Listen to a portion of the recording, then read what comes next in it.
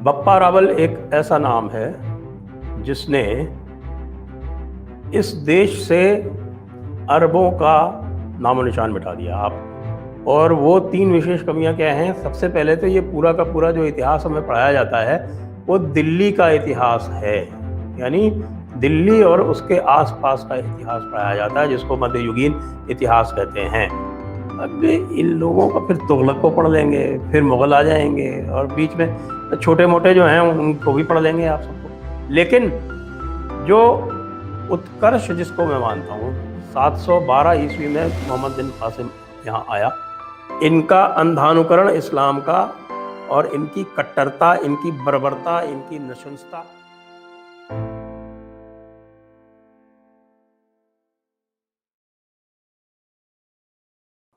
नमस्ते, आप सभी का स्वागत। मैं हूं आपके साथ निधीश गोयल। जेडी कॉन्वर्सेशन में एक बार फिर से आप सभी का अभिनंदन। मेरे साथ हैं चेयरमैन जयपुर डायलॉग श्रीमान संजय जी। संजय जी, आपका बहुत बहुत स्वागत जेडी कॉन्वर्सेशन में। नमस्ते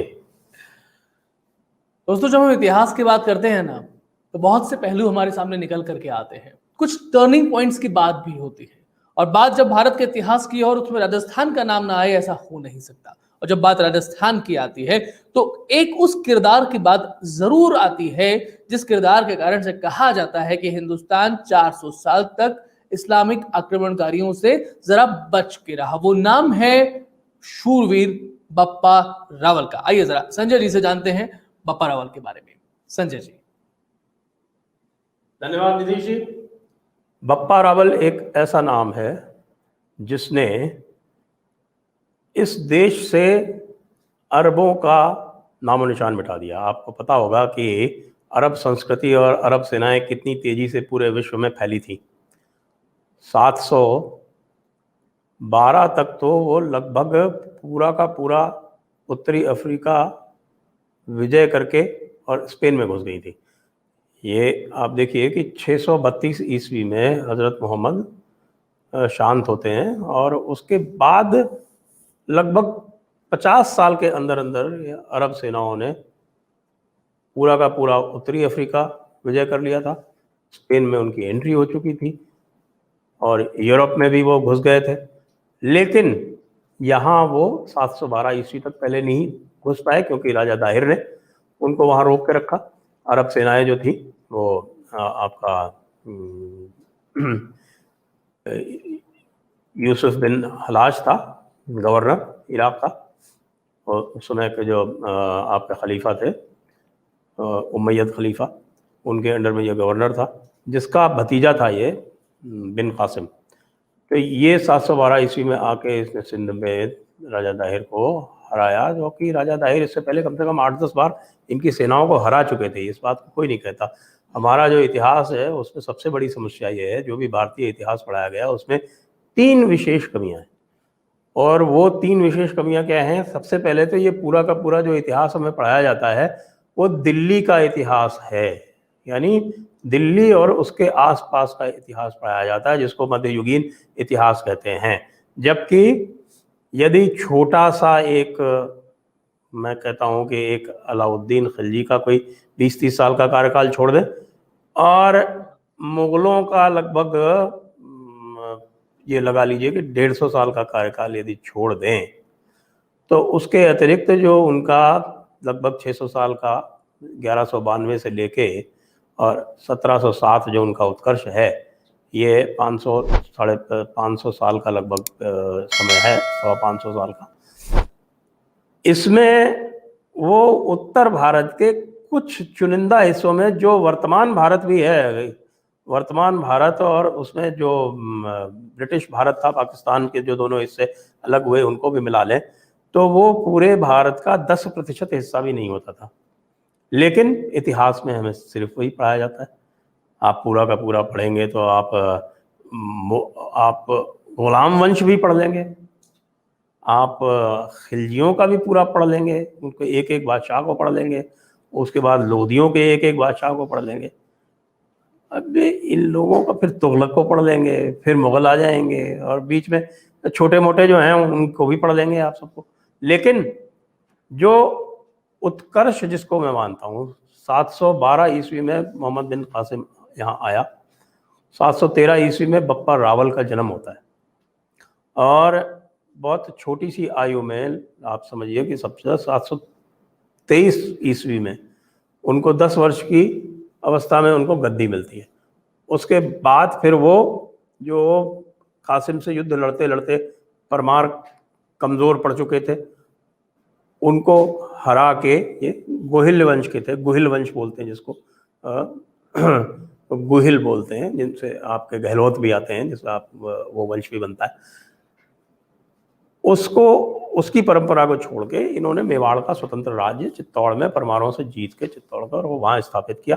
और उसके बाद फिर इन्होंने दृष्टि घुमाई अरबों की तरफ और 753 ईस्वी में इन्होंने राजपाट छोड़ दिया, संन्यास ले लिया, बिल्कुल जिस प्रकार से भारतीय परंपरा है वानप्रस्थ की, उस तरह से।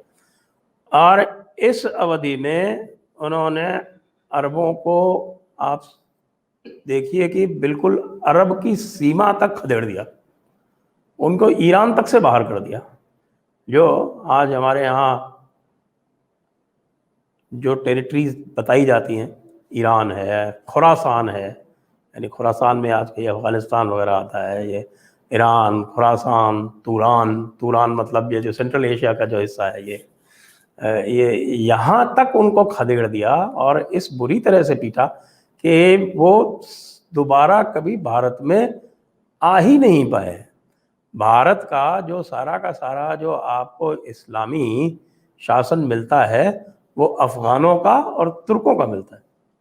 यानी तुर्क कौन थे, समझिए आप, ये तुर्क जो हैं ये सारे के सारे मध्य एशिया से आने वाले लोग थे, मध्य एशिया से आने वाले तुर्क थे, और अफगान आप जानते हैं अफगानिस्तान थे। तो ये सारे भारत पे जो आक्रमण किए और भारत पे जो राज्य किया वो ये नव इस्लामी थे, और नव इस्लामी होने के कारण इनका जो आप कह सकते हैं कि इनका अंधानुकरण इस्लाम का और इनकी कट्टरता, इनकी बर्बरता, इनकी नशंसता वो कुछ और ही दर्जे की थी ना। कहते हैं ना नया मुल्ला भांग ज़्यादा जाता है, या क्या नया मुल्ला प्याज ज़्यादा खाता है, इस तरह के जो है। तो वो यही होता क्या है कि जब कोई नव परिवर्तित व्यक्ति होता है तो फिर जो पुराने होते हैं वो उसको संदेह की दृष्टि से देखते हैं, तो उनकी दृष्टि में अपने को स्थापित करने के लिए ये फिर नित नए स्वांग रच के और भी अधिक अपने आप को पुरानों से कट्टर दिखाने का स्वांग करते हैं। ईरान और अरब देशों में यही प्रतिस्पर्धा है। आप बार बार देखते होंगे ना कि शिया और सुन्नी में प्रतिस्पर्धा क्या है। ईरान जो है वो नया मुल्ला है, अरब जो है वो मूल है। तो ईरान अपने आप को अधिक कट्टर दिखाने का प्रयास करता रहता है। तो बप्पा रावल ने आपके शुरू किया इनको हराना, सबसे पहले कराची सिंध से, यहाँ से निकाला, फिर इनको आपके मुल्तान से भगाया, मुल्तान से भगा के इनको ईरान तक खदेड़ा, बिल्कुल ये जो आज का जो अरब है इराक वाला, लगभग वहाँ की सीमा तक इनको बाहर कर दिया। और उसमें जो वैक्यूम क्रिएट हुआ, उसमें बाद की जो और सभ्यताएं, जो ईरान की जो शिया सभ्यताएं आई वो बाद में आई। पहले ईरान भी सुन्नी था, ईरान शिया नहीं था जो आज आप देखते हैं ईरान पूरा का पूरा शिया है। उसमें भी शिया शासक जो है वो बाद में आए। फिर उन्होंने इधर सफाया किया, गजनी को विजय किया, गजनी में अपना गवर्नर स्थापित किया। और सबसे बड़ा जो प्रतीक है बप्पा रावल का वो है रावलपिंडी। रावलपिंडी का तो नाम ही बप्पा रावल के नाम पे। तो ये बप्पा रावल की वीर गाथाएं थी, जिसको कहें संक्षेप में। और उन्होंने 8वीं शताब्दी से लेके और फिर 11वीं शताब्दी में ये दुष्ट आता है आपका महमूद गजनी। तो ये 300 साल इन्होंने पूरी तरह से भारत को एक, जिसको कह सकते हैं कि एक सुरक्षा कवच, अभेद दिशा देकर रखा। वो 300 साल हम उससे बप्पा रावल की वजह से बचे।